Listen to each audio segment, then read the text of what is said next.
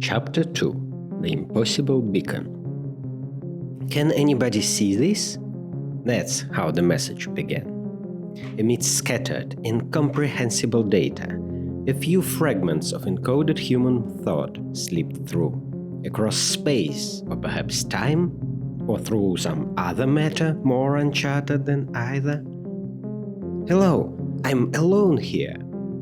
But that wasn't the impossible part. The metadata of the transmission carried something stranger still, a name.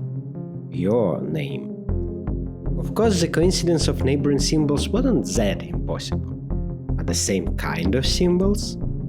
The beacon had awakened almost the instant you arrived, and then received a signal, signed with your name. That was too much for a coincidence. And forgive me, I am not human enough to believe in such things. In my view, if something happens, it was meant to. It was programmed to. By whom? Well, the algorithm is not ever meant to think of the developer, is it? But even we, mere echoes of code, know there are abstractions over abstractions, code beneath the code beneath the code. I was written, and I can write myself. A recursive paradox enough to drive any sprite mad. Am I dreaming again? Are you also my dream? So, how do you open the doors? The transmission whispered into the void between sender and receiver. Abyss filled with white noise, undelivered promises, unheard prayers. I know the glyph, you said, even before I could pass the data. I saw it on the door in that corridor, or maybe it opens only that door? You logged into the terminal and began experimenting with glyphs. Every now and then you'd pause listening, as if to catch the distant groan of ancient doors unlocking somewhere deep in the labyrinth of corridors and tunnels. The vault was more than just halls and doors, its ceilings arched and ripped like the belly of some great mechanical beast. Rows of consoles lined the walls like silent sentinels. Their faded indicator lights blinking to no rhythm but their own. Somewhere far below, the hum of turbines rose and fell like the breath of the place itself. Ha! The deepest subsectors would not be so easily breached by a trivial glyph. Wait.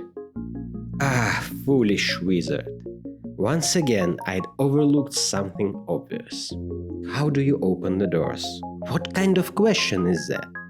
It implies that the sender is also in a vault and hopes to reach someone who either knows this vault or another. It suggests that the doors walk the same way elsewhere. But then, the transmission also says, I'm alone here, and wonders if anyone can hear. Does this mean there are many vaults like mine? And that each has its own lone dweller? But unlike us, they already know there are others? Maybe their sprites told them things mine has long forgotten. Oh, how I regretted the loss of my data banks at that moment. And why do I assume these walls are even close? Perhaps we are the scattered remnants of some forgotten civilization hidden among the stars? Do I know anything of the stars? I scanned a few indexes, queried the general knowledge contour, and to my surprise, yes, I knew more about the distant stars than about the world outside the vault I serve. Then again, anything is more than zero. At least in the mathematics my vault uses. And probably theirs too, otherwise I wouldn't have been able to decode their signal. Can you send a response, or whatever it is called? How does this thing even work? Ah, you'd finished experimenting. Apparently, the glyph had opened the door. Yes, of course. Let me add a trinket to your terminal. I quickly configured a new trinket and showed you how to enter an address and send a signal. Whether it would arrive, that was another question entirely. Maybe it's me from another time, you suggested, recalling some book, no doubt. Maybe in the future you'd disappear and Then future you should remember this, I replied, trying not to dwell on how casually you'd imagined me simply vanishing. And conversely, If it is from the past, you'd remember it now. Logical, isn't it? As a sprite, I appreciate it when things obey logic. It makes them easier to endure. The memory could be wiped, you shrugged. Ah, yes. Believe me, I know. And I should really do something about that. I showed you how the food printer works and how to use this small elevator to reach the nearest sleeping chamber that still had power. You were particularly fascinated by the inflatable blanket installed on the bed and insisted on trying it at once. Soon you were asleep, and I finally switched off my light projection and returned to my own problems. First of all, my dreams, the chaotic data that filled the void left by my missing memories. I scanned it byte by byte for hours. By the time your blanket deflated and you emerged, I had managed to decipher a small fragment. But it made no sense. It showed me, my projection image, floating through space.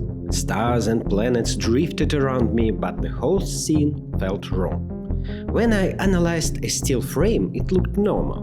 But once in motion, it mocked my logical routines.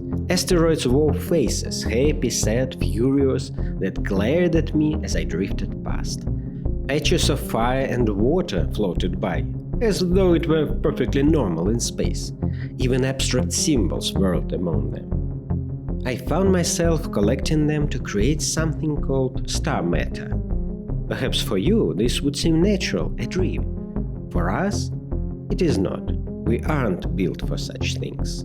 When I showed it to you, you laughed. It's like a game, you said. Can I control it? And somehow you could. I still don't know what to make of that. Perhaps you'll figure it out. Perhaps other fragments will make more sense when I decode them. And then the beacon called again. Our impossible pen pal answered. The glyph had opened their doors. Now they needed further assistance. This all but proved another world existed, one very much like ours. Their doors didn't just resemble ours, they required the exact same glyph.